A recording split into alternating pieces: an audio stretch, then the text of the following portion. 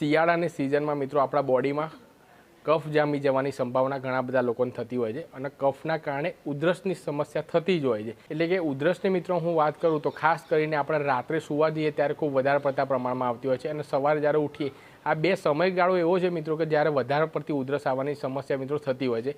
આ દરમિયાન વાત કરું તો કોઈ પણ જગ્યાએ તમે જોબમાં બેઠા હોય, કોઈ મિટિંગમાં બેઠા હોય અને અચાનક ઉધરસ મિત્રો ચડી જાય તો ઘણી વખત તો એવું થાય છે કે મિત્રો એટલી બધી ઉધરસ આવે છે કે બંધ જ નથી થતી। તો એના માટે આપણે શું કરવું? તો આજના વિડીયોમાં હું એકદમ બેસ્ટ હોમ રેમેડી તમને બતાવવાનો છું। માત્ર 10 થી 15 સેકન્ડની અંદર જ તમારે જે ઉધરસ આવતી હશે એ આસાનીથી મિત્રો બંધ થઈ જશે અને સાથે સાથે એક ડ્રિંક છે એનું સેવન તમારે કરવાનું છે, જેના કારણે મિત્રો શિયાળામાં જે કફ જામી જવાની સમસ્યા ઘણા લોકોને થતી હોય છે અને કફનું જો ટ્રીટમેન્ટ આપણે ના કરીએ તો આગળ જતાં ઉધરસમાં મિત્રો પરિણમે છે। એટલા માટે મિત્રો એ ડ્રિંકનું પણ તમારે સેવન કરવાનું છે અને સાથે સાથે એક વસ્તુ છે એ તમે મોઢામાં 1 ઇંચ જેટલો ટુકડો તમારા મોઢામાં મૂકી દેવાનો છે। માત્ર 10 થી 15 સેકન્ડમાં તમને જબરદસ્ત એવું પરિણામ જોવા મળશે અને તમારી ગમે તેવી ઉધરસ હશે એ આસાનીથી મિત્રો મટી જશે। તો જાણવા માટે વિડીયોના અંત સુધી આપ બન્યા રહેજો અને હજુ સુધી પણ આપણી ચેનલને સબસ્ક્રાઈબ ના કરી હોય તો કરી દેવા નમ્ર વિનંતી। તેમજ બાજુમાં દર્શાવેલ જે બેલ આઇકન છે તેને પણ પ્રેસ કરી દેવો, જેથી આવા જ હેલ્થના અવનવા વિડીયોની નોટિફિકેશન આપણને સમયસર મળતી રહે। તો ચલો મિત્રો આપણે ઉપાય જોઈએ। ઉપાયની અંદર મિત્રો શું કરવાનું છે કે સૌપ્રથમ તો શિયાળામાં ઘણા લોકોને કફ જામી જવાની સમસ્યા થતી હોય છે, એટલે રાત્રે તમારે સૂતી વખતે તમારે 1 ગ્લાસ જેટલું તમારે પાણી લેવાનું છે। તેની અંદર તમારે 1 ચમચી તમારે અજમો તમારે રાખી 1 ચમચી અજમો તમારે એડ કરી દેવાનો અને ઉપર તમારે ડીશ ઢાંકીને તમારે ઓવરનાઇટ એટલે કે આખી રાત તમારે રહેવા દેવાનું છે। બીજા દિવસે સવારે તમે જેવા ઉઠો તેવા તમારે એ જે ગ્લાસમાં તમે પાણીનો અજમો તમે એડ કર્યો તો રાત્રે એને તપેલીની અંદર લઈને તમારે થોડો દેશી લાલ ગોળ તમારે એડ કરી દેવાનો છે અને આ ડ્રિંકને તમારે 1 ગ્લાસનું 1/4 ગ્લાસ ના થાય અથવા 1 ગ્લાસનો અડધો ગ્લાસ ના થાય ત્યાં સુધી આ ડ્રિંકને તમારે ધીમા તાપ પર તમારે ઉકાળવાનું છે। ત્યારબાદ આ ડ્રિંકનું સેવન તમારે રેગ્યુલર 1 થી 2 દિવસ કરશો તો તમારા બોડીમાં જે પણ કફ જામી ગયો હશે, એટલે કે ખાસ કરીને છાતીમાં અને ગળામાં જે કફ જામી ગયો હશે એ ધીમે ધીમે પાતળો થઈને તમારા બોડીની બહાર નીકળી જશે।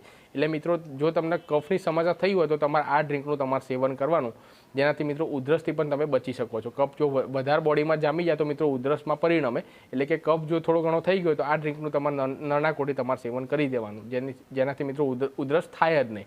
અને જો ઉધરસ થઈ ગઈ હોય અને ખાસ કરીને આપણે કોઈ મિટિંગમાં બેઠા હોય અને રાત્રે જ્યારે વધારે પડતા પ્રમાણમાં ઉધરસ આવવા લાગે તો તમારે શું કરવાનું કે આદું તમારા ઘરે હોય તો તમારે આદું લેવાનું, ચપ્પુની મદદથી થોડું થોડું તમારે ઉપરથી છોલી નાખવાનું છે, ઉપરની જે છાલ હોય તમારે રિમૂવ કરી નાખવાની। ત્યારબાદ મિત્રો તમારે એક વાટકી તમારે લેવાની। હવે જે છોલેલું આદું છે તમારે 1 ઇંચ જેટલું, અડધીથી 1 ઇંચ જેટલા આદુની તમારે જરૂર પડશે। એ આદું એ ડીશની અંદર તમારે મૂકી દેવાનું। હવે ત્યારબાદ એની ઉપર તમારે શું કરવાનું છે કે અડધી ચમચી જેટલી તમારે ટર્મરિક એટલે કે હળદર છે એ લેવાની છે। એ તમારે બરોબર આદુનો રગદોળી નાખવા, આદુ જે પીસ તમે લીધેલું છે મિત્રો છાલ કાઢેલું એ તમારે આ હળદરની અંદર રગદોળી નાખવાનું છે અને ચપટી ભર તમારે આમાં તમારે જે રોક સોલ્ટ હોય એટલે કે મીઠું એ તમારે બરોબર આના ઉપર તમારે એડ કરી દેવાનું, હાથની મદદથી તમારે થોડું ભભરાઈ દેવાનું।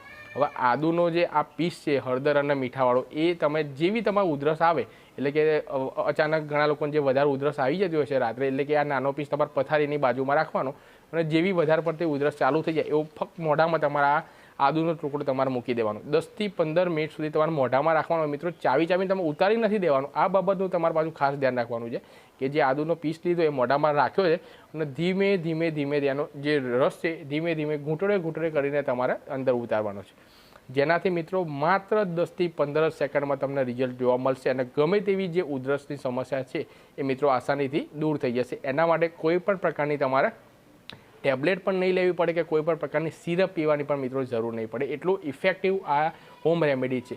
તો હું આશા રાખું છું કે આજના વિડીયોની અંદર જે પણ કંઈ ઇન્ફોર્મેશન આપવામાં આવી છે એ આપના માટે ફાયદાકારક નીવડશે। નેક્સ્ટ વિડીયોમાં કોઈ નવા ટોપિક સાથે મળીશું, ત્યાં સુધી આ વિડીયોને મેક્સિમમ ગ્રુપમાં શેર કરો જેથી ઘણા બધા લોકોની મદદ થઈ રહે। થેન્ક યુ મિત્રો, જય Hind, have a nice day.